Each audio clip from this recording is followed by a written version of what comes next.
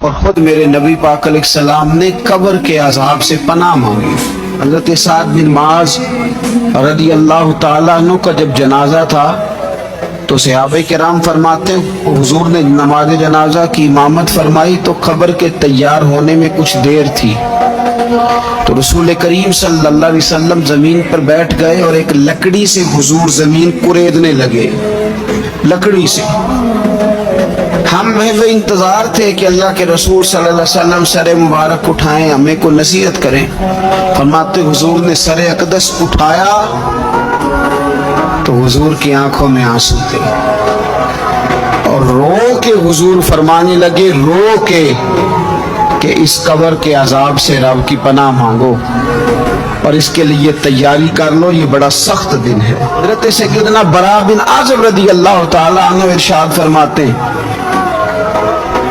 کہ میں نے نبی پاک صلی اللہ تعالیٰ علیہ وآلہ وسلم سے خود اس بات کو سنا ہے، خود رسول کریم صلی اللہ علیہ وسلم نے فرمایا۔ حضرت زید بن ثابت رضی اللہ تعالیٰ عنہ بھی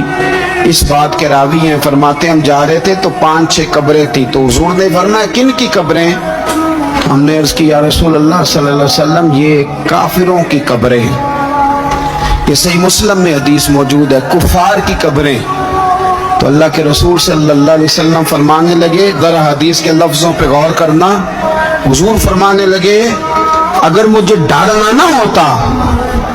کہ تم اپنے مردوں کو دفن کرنا چھوڑ دو گے، اگر مجھے اس بات کا ڈر نہ ہوتا کہ تم اپنے لوگوں کو، مرنے والوں کو قبروں میں دفن کرنا چھوڑ دو گے، اگر یہ مجھے ڈر نہ ہوتا تو میں تمہیں سناتا کہ قبر کے اندر کس طرح عذاب ہوتا ہے۔ تمہیں دنیا میں رہ کے میں سناتا، پر ڈر ہے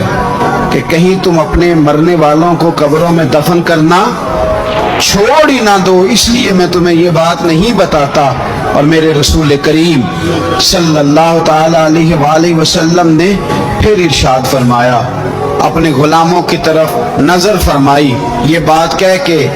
کہ اگر مجھے ڈر نہ ہوتا کہ تم دفن کرنا چھوڑ دو گے تو تمہیں میں سنا دیتا کہ قبر میں کیا عذاب ہوتا ہے۔ پھر حضور نے صحابہ سے فرمایا چلو بھائی دوزخ کے عذاب سے اللہ کی پناہ مانگو،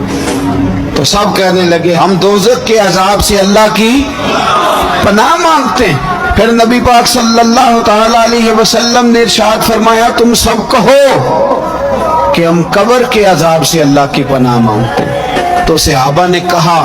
ہم قبر کے عذاب سے اللہ کی پناہ مانگتے ہیں۔